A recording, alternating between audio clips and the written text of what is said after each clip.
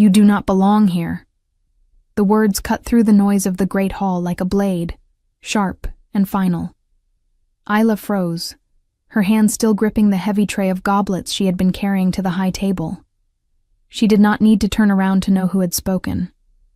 Leanna's voice had haunted her for years, that particular blend of sweetness and venom that made every insult sound like concern.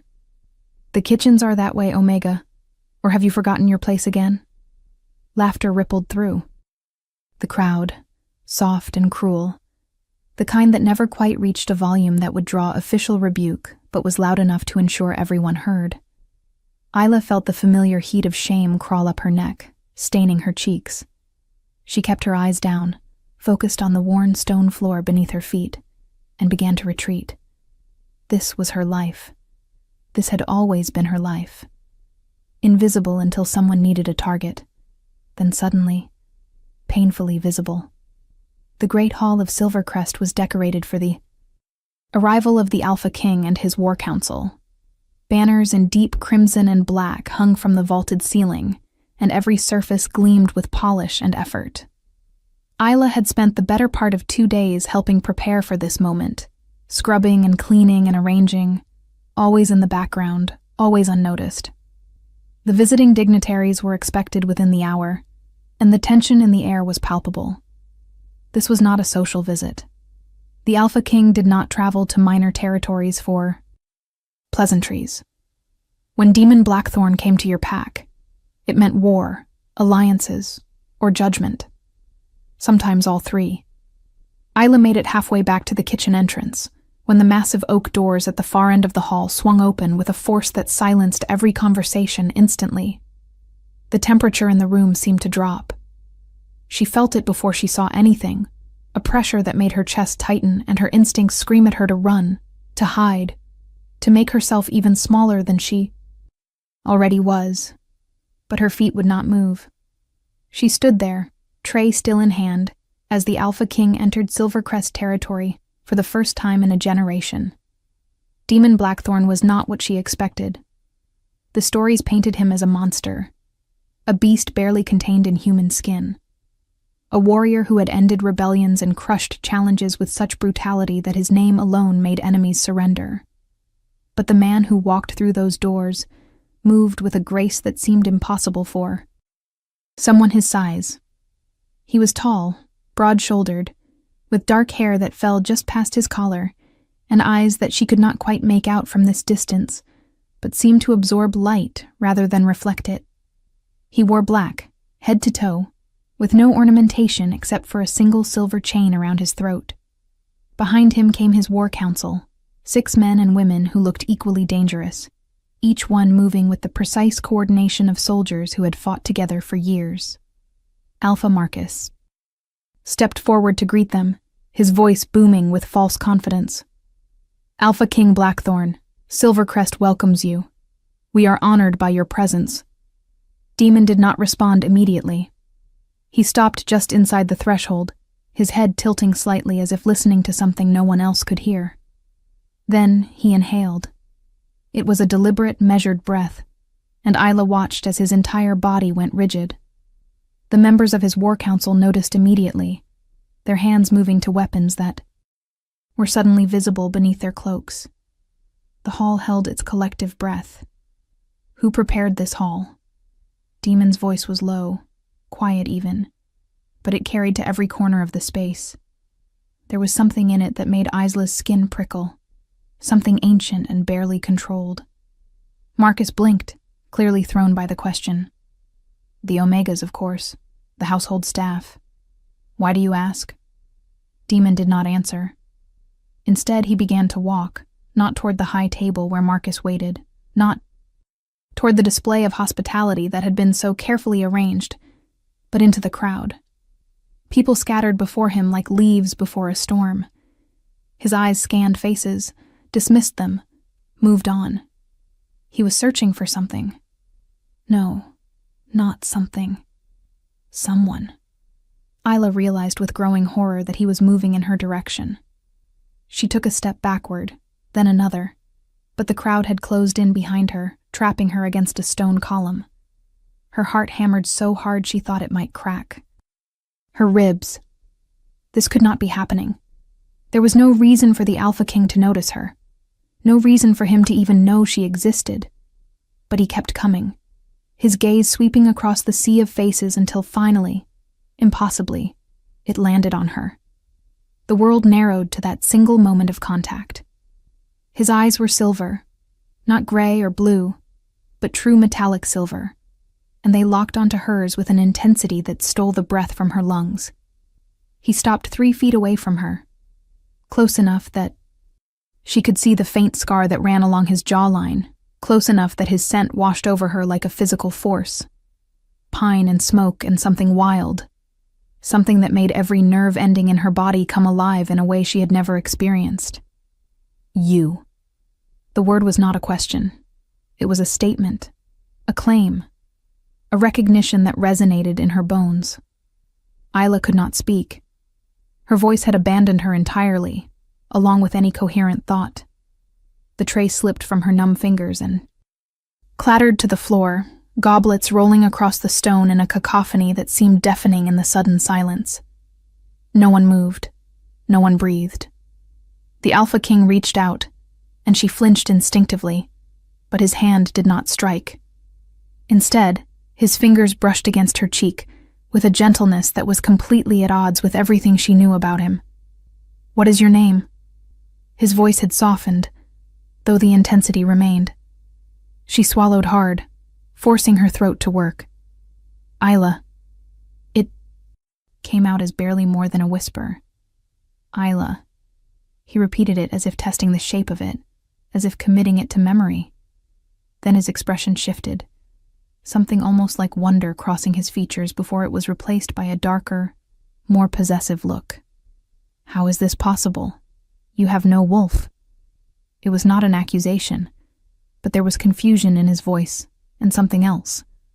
Frustration, perhaps, or disbelief. She shook her head mutely. Everyone knew she had no wolf. That was why she was Omega. Why she had been rejected. Why she lived in the shadows. Demon's hand moved from her cheek to the back of her neck, his palm warm against her skin, and she felt something inside her respond. Not her wolf, because she did not have one, but something deeper, something that had been sleeping for so long she had not known it existed. It stirred, stretched, reached toward him with a desperate hunger that terrified her. Mine. The word came from Demon in a growl that was more animal than man, and the effect on the room was instantaneous. Shocked gasps, frantic whispers, the sound of someone dropping something in the kitchens. Marcus pushed through the crowd, Liana at his side, both of them wearing identical expressions of disbelief. "Alpha King, I think there has been some mistake," Marcus began, his voice strained with the effort of remaining diplomatic. "This Omega is nothing. She has no standing in this pack, no lineage worth mentioning. Surely you cannot mean to claim that." "She is your—" He trailed off, unable or unwilling to finish the sentence. Demon turned his head slowly, his hand still resting on Isla's neck in a gesture that was unmistakably possessive. When he looked at Marcus, the temperature in the room dropped another few degrees. "Are you questioning what I sent? Are you suggesting that I, the Alpha King, do not know my own mate when she stands before me?" The threat in those words was barely veiled, and Marcus blanched. "No, of course not. I would. Never presume to—" Demon cut him off with a gesture. "Then there is no confusion. This woman is mine. The bond may be dormant, her wolf may be hidden, but I know what she is. The question is, why does she not? If you are enjoying this story, do not forget to leave a like and subscribe to the channel for more emotional stories like this one." Isla felt the weight of hundreds of eyes on her, felt the judgment and confusion, and, from some, barely concealed envy. This was not possible. Things like this did not happen to women like her. Mates were for wolves with strong bloodlines, for females who could shift and fight and contribute to the pack. She was none of those things. There must be a mistake, she managed to whisper, the words feeling like glass in her throat. Demon's attention snapped back to her, and the intensity of his focus made her knees weak. There is no mistake. My wolf knows you. He has known you from the moment your scent reached me. What I do not understand is why you cannot feel it. Why your wolf does not answer mine. She does not have a wolf, Leanna interjected, her voice dripping with false sympathy. She has been tested multiple times. She is a dud, Alpha King. A genetic dead end. Surely you can scent that much. Demon did not even look at Leanna. His eyes remained fixed on Isla, searching, analyzing. No, there is a wolf. I can sense it. But it is buried, suppressed by something. Magic, perhaps, or trauma. He paused, her jawline in a gesture that sent shivers down her spine. Tell me about your family, your bloodline. Isla shook her head helplessly.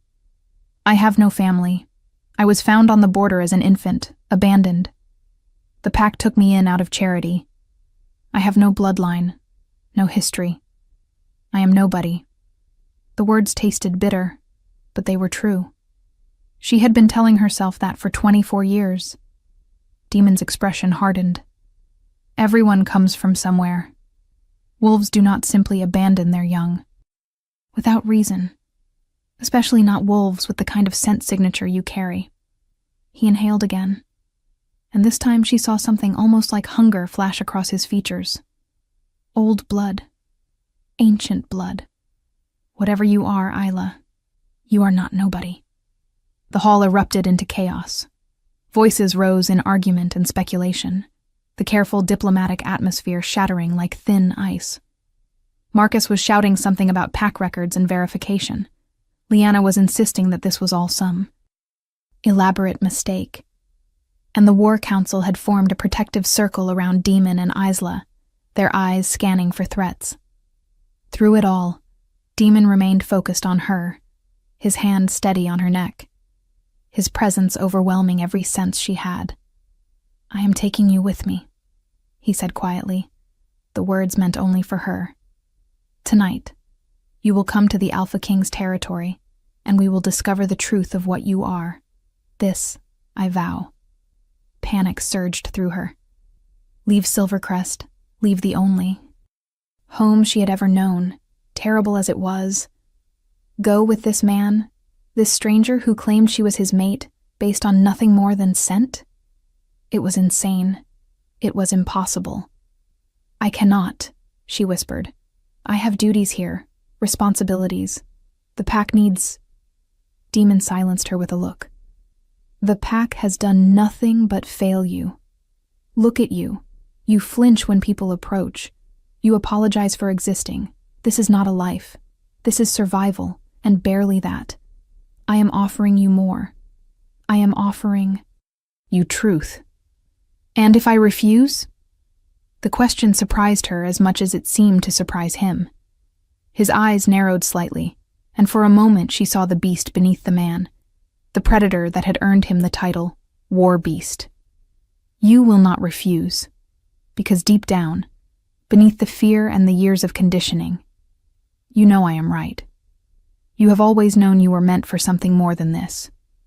His hand slid from her neck to her hand, his fingers intertwining with hers. The contact sent another jolt of that strange recognition through her, and she gasped. Feel that? He murmured. That is truth. That is destiny, and you can deny it all you want. But your soul knows mine. Marcus pushed past one of the War Council members, his face flushed with anger and something that might have been fear. Alpha King, with all due respect, you cannot simply take one of our pack members without negotiation. There are protocols, agreements between territories. If you wish to pursue a formal courtship, we can discuss terms.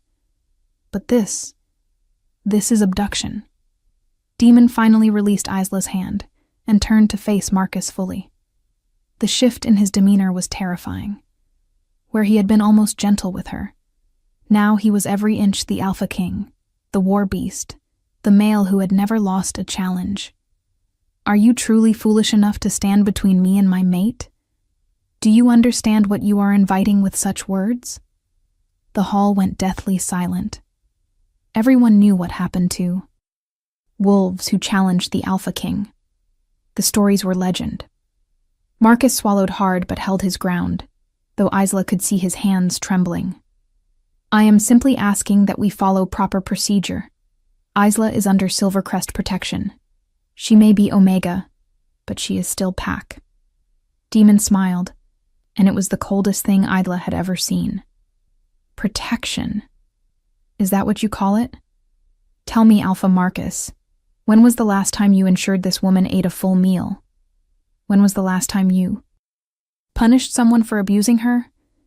When was the last time you treated her with even a fraction of the respect due to a Pack member?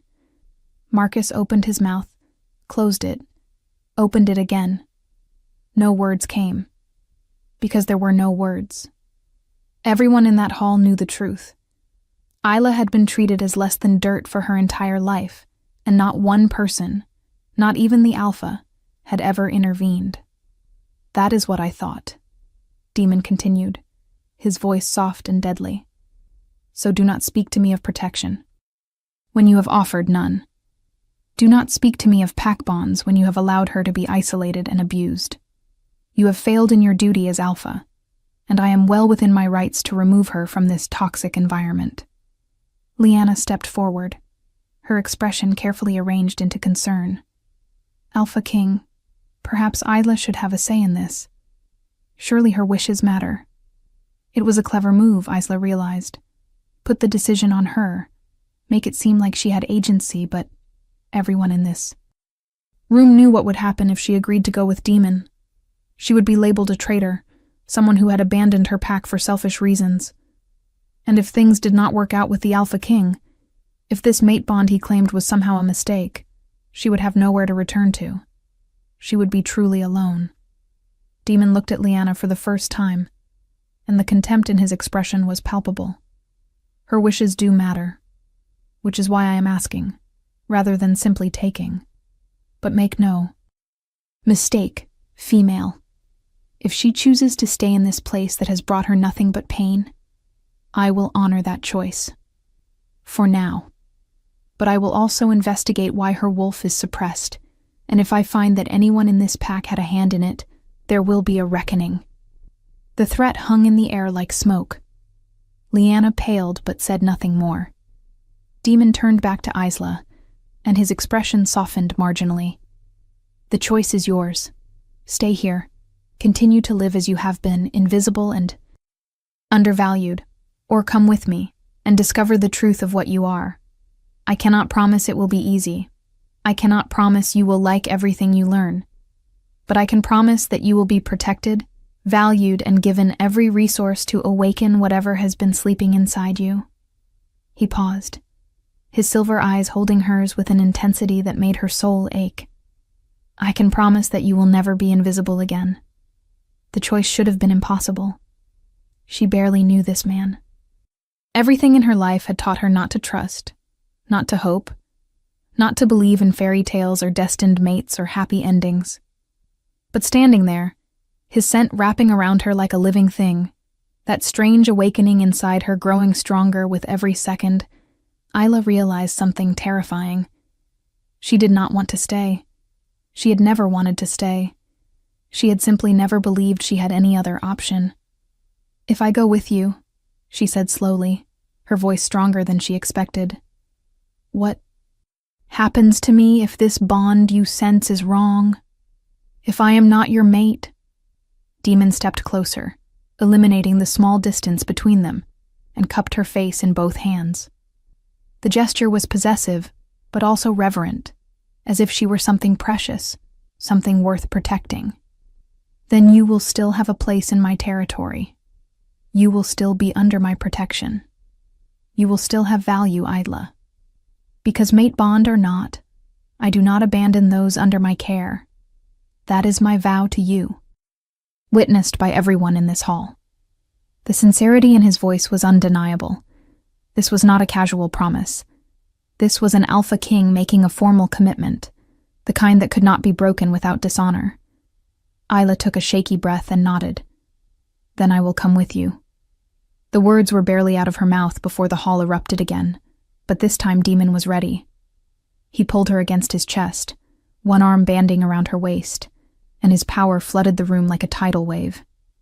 Every wolf present, including Marcus, dropped their eyes and bared their throats in automatic submission.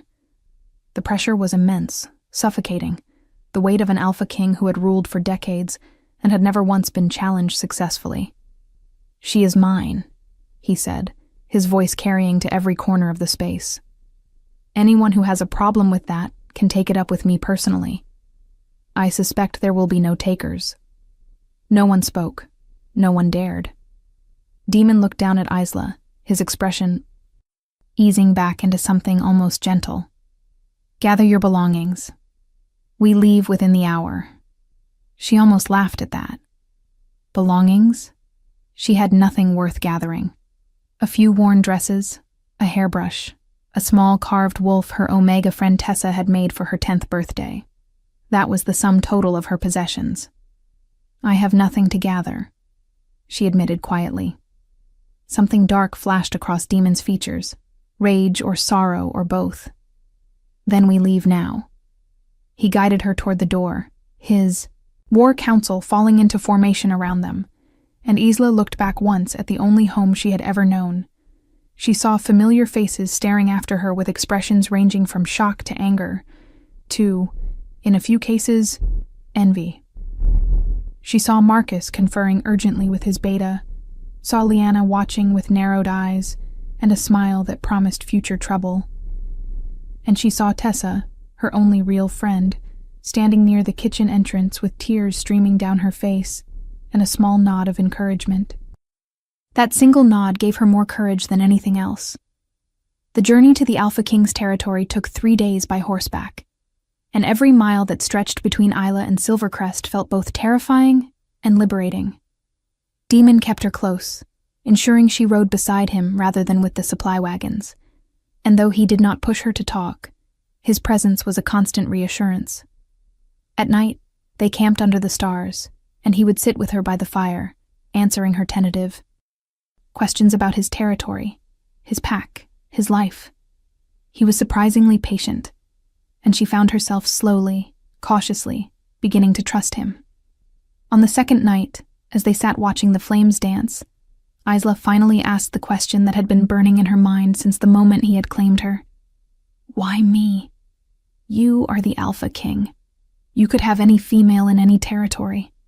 Why would fate pair you with someone like me?" Demon was quiet for a long moment, his gaze fixed on the fire. "When," he finally spoke. His voice was thoughtful. "I have lived a long time, Isla. I have fought countless battles, made alliances and enemies, built a kingdom that spans territories most wolves will never see. And through all of it, I have been alone. Oh, I have had companions, partners for a night or a season, but never a mate. Never that bone-deep recognition that tells you this person, this soul, is meant to walk beside you." He turned to look at her, and in the firelight his silver eyes seemed to glow. "When I walked into that hall and caught your scent, it was like every empty space inside me suddenly had a name. My wolf, the part of me that I keep locked down because he is too dangerous, too wild. He went insane. He wanted to tear apart anyone who stood between us. He wanted to carry you away immediately, to hell with diplomacy or protocol. And the human part of me, the part that makes strategic decisions and weighs consequences, that part knew with absolute certainty that you are what I have been waiting for." He reached out and took her hand, his thumb tracing patterns on her palm. "So the question is not why you. The question is, why did it take fate so long to bring you to me? What do you think will happen next? Leave your predictions in the comments below." Isla felt tears prick at her eyes, and she blinked them back furiously. She was not accustomed to being wanted, to being valued. The feeling was overwhelming. I do not know how to be a mate to an alpha king, she whispered. I do not know how to be anything other than what I have always been. Demon squeezed her hand gently. Then we will figure it out together. Because whatever you were in Silvercrest, whatever they made you believe about yourself, that is not who you are. That is who they needed you to be to make themselves feel superior. The real you. The woman whose wolf is buried under layers of suppression and trauma. She is worth discovering, and I intend to help you find her. They reached Blackthorn territory on the afternoon of the third day, and Isla's first glimpse of it stole her breath. Where Silvercrest had been small and insular, carved out of dense forest with a single great hall and scattered cabins, Blackthorn was a city.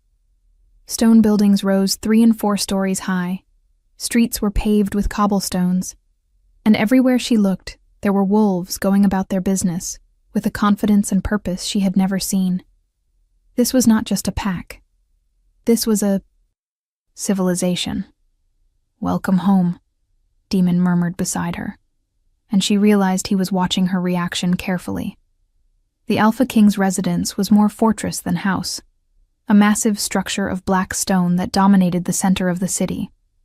Guards snapped to attention as they approached, and Isla noticed that every single one of them was female. Demon saw her surprise and smiled slightly.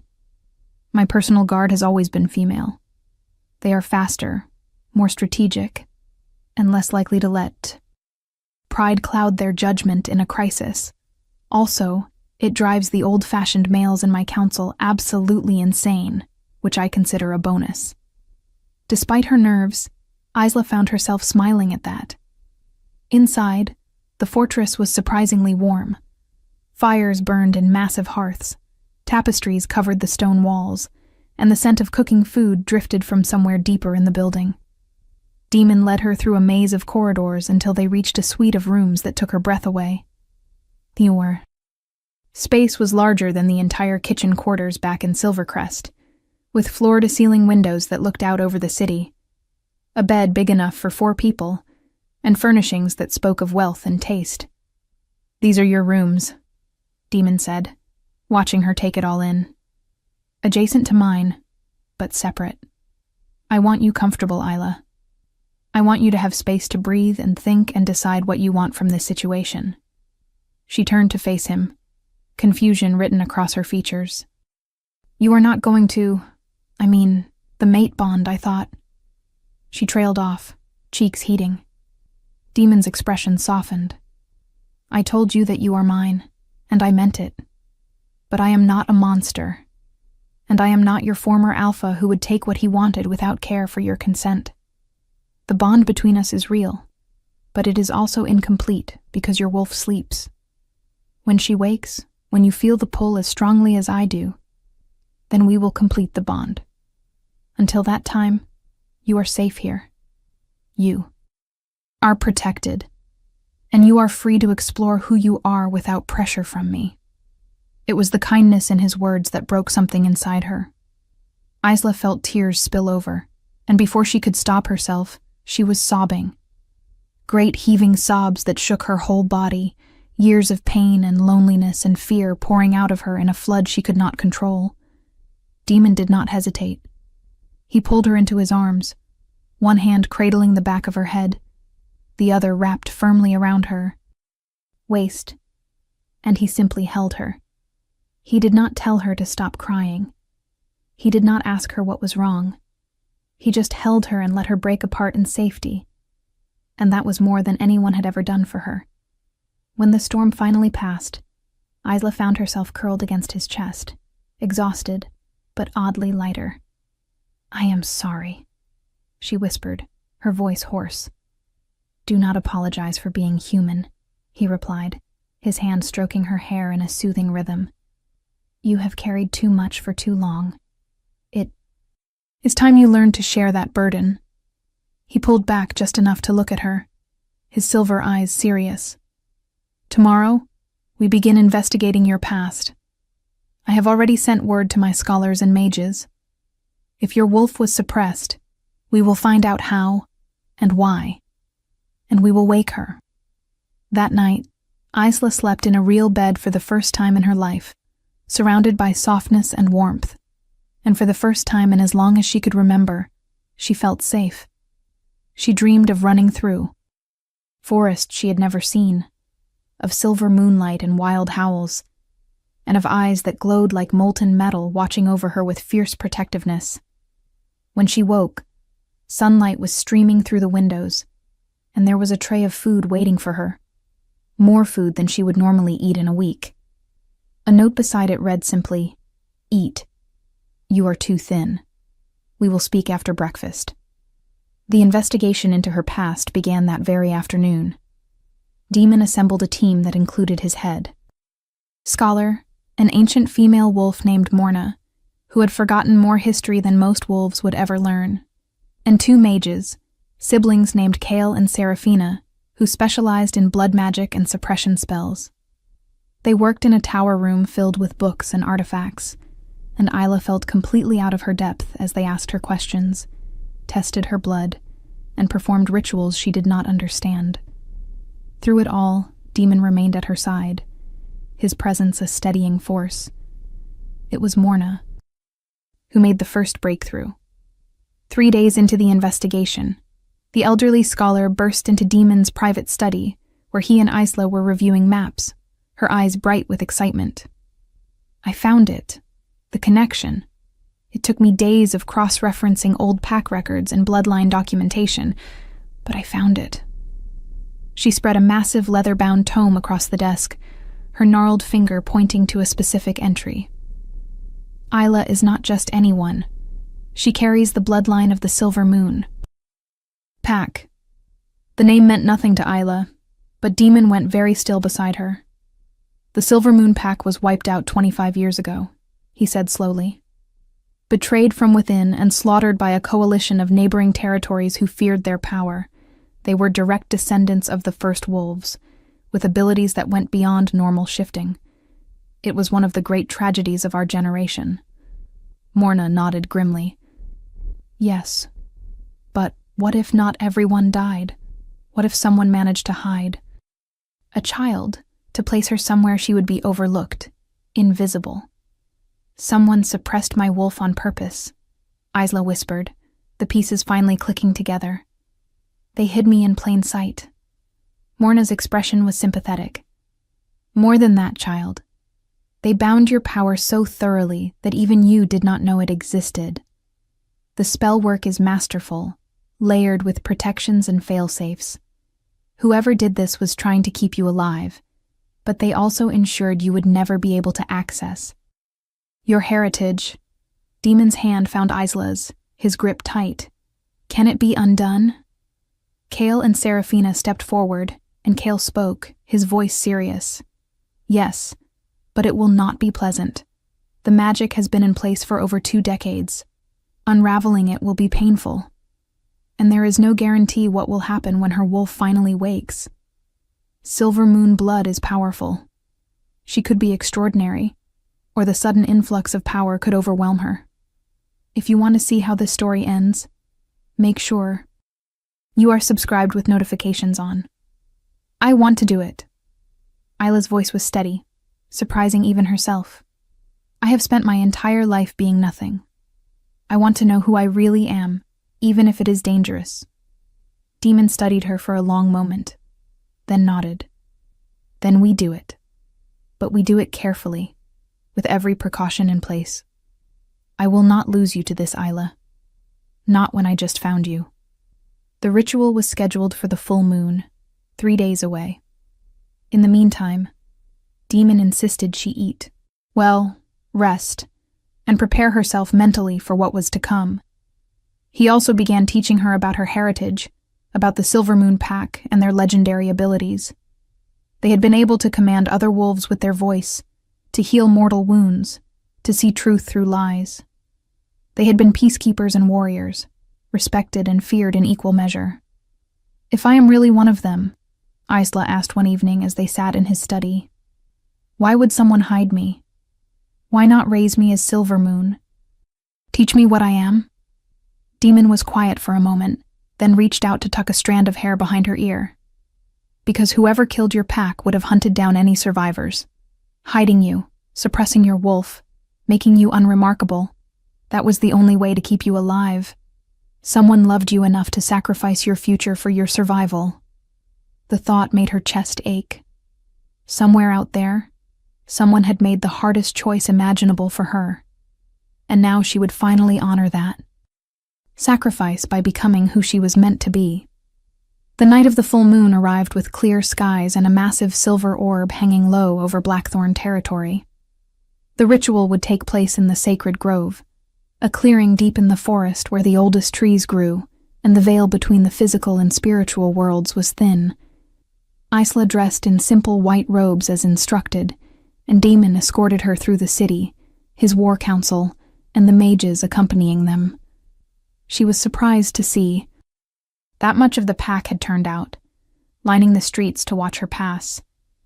There was curiosity in their faces, but also something else. Hope, maybe. Or anticipation. In the grove, a circle had been prepared with candles and herbs, symbols drawn in the earth that glowed faintly with magical energy. Kale and Seraphina stood on opposite sides, their hands already raised and chanting. Demon led Isla to the center of the circle and cupped her face in his hands. Whatever happens in there, know that. I am here. My wolf is here. If your wolf wakes and does not know how to control all that power, we will anchor you. You are not alone in this, Isla. You will never be alone again.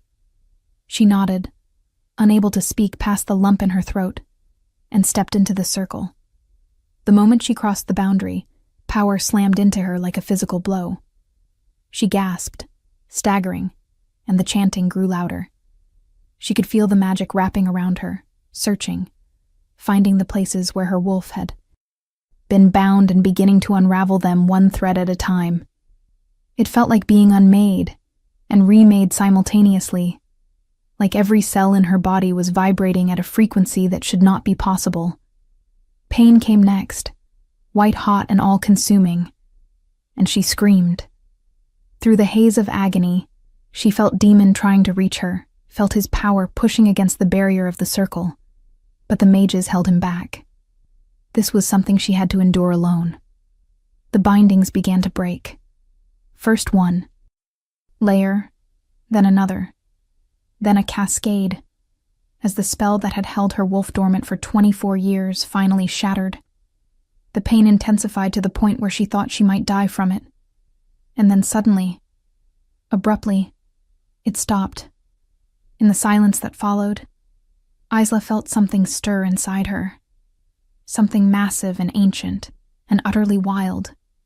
Her wolf opened eyes that had never seen the world, stretched muscles that had never run, and howled with a voice that shook the trees. The sound was not like any wolf howl Isla had ever heard. It was deeper, layered with power and fury and joy, and every wolf in Blackthorn territory answered it. Isla's body convulsed, and she felt the shift begin. But this was not the smooth, practiced shift of experienced wolves. This was violent and chaotic, her bones breaking and reforming, her skin stretching and sprouting fur, her senses exploding with input she did not know how to process. She heard Demon roaring for the mages to help her, felt more magic wrap around her like a safety net. And then finally, blessedly, her wolf took over. The shift completed, and she stood in the center of the circle on 4 legs for the first time in her life. Everything was different. Colors were muted, but smells were overwhelming. A symphony of information that told her more about her surroundings than sight ever could. She could hear heartbeats, dozens of them, and distinguish between them. She could taste the magic in the air, feel the pull of the moon like a physical tether. And most overwhelming of all, she could feel Demon, not just his presence, but his emotions, his fear for her, his pride, his overwhelming joy that she was finally whole. The mate bond that had been one-sided for days suddenly snapped into place with enough force to drive her to her knees. Mine. The thought came from her wolf, fierce and possessive. Hours. And Isla, for the first time in her life, agreed completely. Demon crossed the circle the moment the mages dropped the barrier, shifting into his own wolf form as he did. He was massive, easily twice her size, his fur so black it seemed to absorb light, and those silver eyes blazing with intensity. He circled her once, scent marking, claiming, and then pressed his forehead to hers in a gesture of such tenderness that it made her wolf whine. "Welcome, little moon." The words came through the mate bond, clear as spoken language. "I have waited for you." They ran that night, just the two of them, through forests that seemed to open before them and welcome them home. Isla's wolf was fast and agile, her silver fur catching moonlight and making her glow like something from legend. Demon stayed beside her, never pushing, always protective. And for the first time in her life, Isla understood what it meant to be free. They ran until dawn began to paint the sky, and then they returned to the sacred grove, where the mages and war council waited. The shift back to human was easier with her wolves. Cooperation. And Isla found herself kneeling on the forest floor, naked and exhausted but more alive than she had ever felt. Someone draped a cloak around her shoulders. And then Demon was there, pulling her into his arms. He had shifted back as well, and she could feel the mate bond humming between them, complete now, unbreakable. "You are magnificent," he murmured against her hair. "Your wolf is perfect, powerful, everything I knew she would be." Isla clung to him, tears streaming down her, but these were tears of joy rather than pain. Morna approached them, her weathered face split by a huge grin. Silver moon bloodline confirmed, and not just any silver moon. "Child, your wolf's coloring, that silver luminescence that was only carried by the royal line. You are not just silver moon, you are their princess, the last of the royal family." The words should have been overwhelming, but somehow they felt right. They felt true. Isla had spent her entire life being told she was nothing, and now she was discovering she came from one of the most powerful bloodlines in Lycan history. The irony was not lost on her. The return to Blackthorn City was different from their initial arrival. This time, Isla walked beside Demon as an equal, her head high, her wolf purring contentedly in her mind. The pack gathered to greet them, and she could feel their respect, their curiosity, their acceptance. This was what it meant to belong. This was what she had been denied her entire life. Demon addressed the pack formally, presenting her as his mate and as Silver Moon royalty, and the howls of approval that followed echoed through the territory for hours. But the joy of her awakening was tempered by reality. If Isla was Silver Moon royalty, then the wolves who had destroyed her pack 25 years ago would want her dead. Demon called his war council together that very evening, and they began planning for the inevitable conflict. "They will come for her," Demon said, flatly, his hand resting on Isla's shoulder as they stood around the strategy table. "The moment word spreads that a Silver Moon heir lives, every territory that participated in the massacre will see her as a threat. They will want to finish what they started." Thorn, Demon's second in command, and one of his most trusted warriors, nodded grimly. "We need to know who was involved. The betrayal came from within the pack structure, which means there was a network. That network might still exist." Isla spoke up for the first time, her voice quiet but determined. "Then we find them, we expose them, and we make sure they cannot hurt anyone else." Every eye in the room turned to her, and she saw approval in most of them. Demon squeezed her shoulder gently. "We will. But first, we make you untouchable. Tomorrow, we complete the mate bond publicly. I claim you before the entire kingdom, and anyone who wants to harm you will have to go through me first." The mating ceremony was planned for the following evening, a full pack gathering that would formalize what they both already knew in their souls. Isla spent the day being prepared by Demon's household staff, bathed in scented oils, dressed in a gown of silver silk that matched her wolf's fur, her hair arranged in intricate braids. She barely recognized herself in the mirror. Gone was the timid Omega who had spent her life invisible. In her place stood a woman who radiated confidence and power, whose eyes held the silver glow of her wolf, even in human form. When she descended the stairs to the great hall where the ceremony would take place, the gathered wolves fell silent. Demon waited for her at the altar, dressed in formal black, and the expression on his face when he saw her was something she would treasure forever. Wonder and desire and possessive pride all mixed together.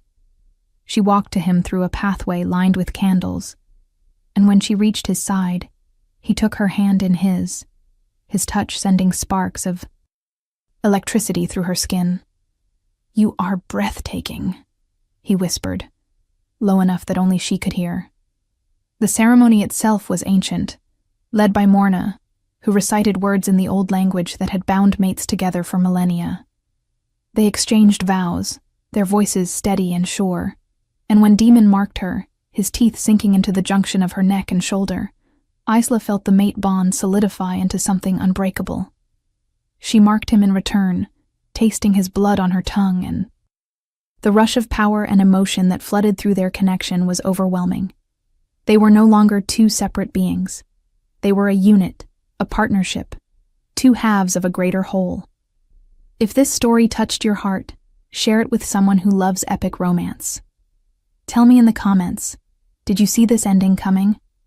The celebration lasted deep into the night, with food and music and dancing, and for the first time in her life, Isla was at the center of it all in the best possible way. She danced with Demon, with members of his war council, with wolves from across the territory who wanted to pay their respects to their new Luna Queen. And through it all, she felt her wolf's contentment, the sense of finally being where she belonged, with who she belonged to. But even in the midst of joy, she knew this was just the beginning. Somewhere out there, the wolves who had destroyed her family were plotting. They would come for her, and when they did, she would be ready, because she was not the helpless Omega they expected. She was Isla Silvermoon, last of the royal line, mate to the Alpha King, and she would not hide anymore. She would fight. She would protect.